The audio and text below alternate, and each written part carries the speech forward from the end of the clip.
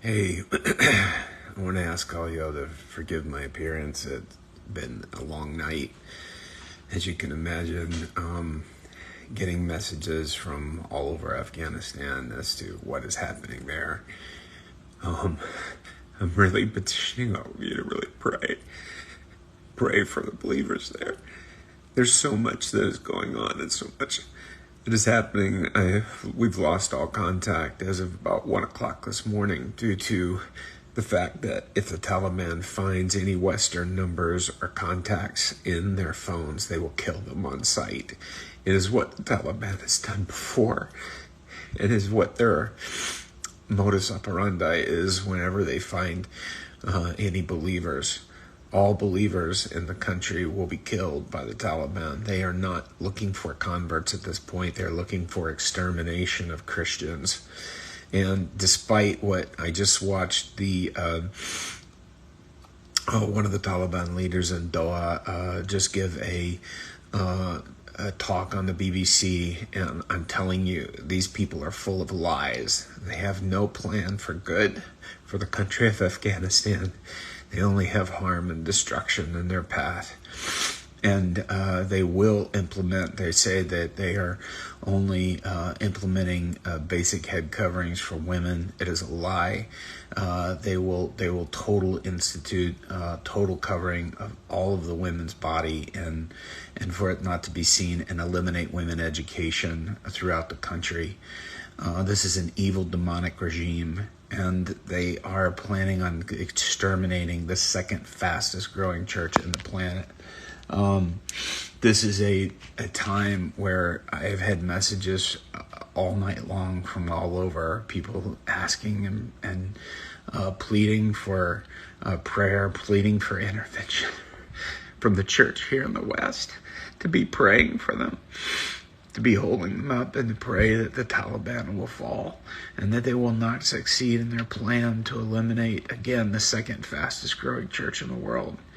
I want to ask all of you to please ask your churches, every prayer group you know, share my post that we put on. I'm pleading with you to pray, and we saw it happen in Bamiyan as we petitioned for people to pray that the Taliban would not enter Bamiyan. They did not enter Bamiyan by the grace of God. And so we need to see them not enter Kabul and to see it stopped and blocked. We also need to pray and uphold our brothers and sisters there who are going through such trauma and in fear of, they've already been persecuted so much. You have no idea how much they've already been through. People that every time when I was just there in January, working through so much pain of persecution from family. And so I want to ask you all to please be praying and get everyone that you can to pray for Afghanistan and for the church in Afghanistan. Again, we currently have lost communication with the believers there, but they will resume. I assure you, somehow, some way, we will find a way. And pray for all of those who have one key leader from Kandahar, which Kandahar had already fallen to the Taliban, and Herat had all reached out to me and were petitioning for help. And again, at 1 o'clock in the morning, just all communication just completely collapsed. And I'm not sure what is going on or what's happening. I sent a message to so many of them, pleading with them to delete my number and any Western numbers that they had, and to write it down someplace where they could find. But I would ask all of you to pray and get everyone you can praying as soon as possible, that the Taliban will not penetrate Kabul, and that there would be a complete surrender. And that God will intervene in this. Our government has thrown Afghanistan to the wolves. President Biden has thrown them to the wolves. And he pulled out everything you could see in my post on Instagram and Facebook, that he pulled out all of the support and therefore released and pulled out their backbone. And so with what had been set up before, which was working, the former administration had a working plan and it was in place and it was actually working. And so I I'm heartbroken at the way that our government and the UK government have treated the Afghan government and the leaders there, and totally abandoning them, handing over and even withdrawing from them military support, and even withdrawing from the military weaponry that would have been able to help them keep things at bay. But the U.S. Government, President Biden this past week said that there's 350 military and police troops that are in Afghanistan that can overthrow the Taliban, which is only